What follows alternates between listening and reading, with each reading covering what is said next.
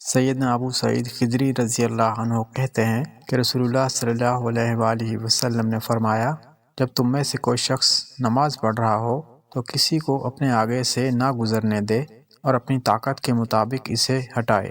اگر وہ رکنے سے انکار کرے تو اس سے لڑے، کیونکہ وہ شیطان ہے۔ سلیمان کے ساتھی ابو عبید کہتے ہیں، میں نے عطا بن یزید لیثی کو دیکھا، وہ نماز پڑھ رہے تھے۔ انہوں نے سیاہ رنگ کی پگڑی باندھ کر اس کا کنارہ پیچھے لٹکایا ہوا تھا اور داڑھی کو زرد کر رکھا تھا۔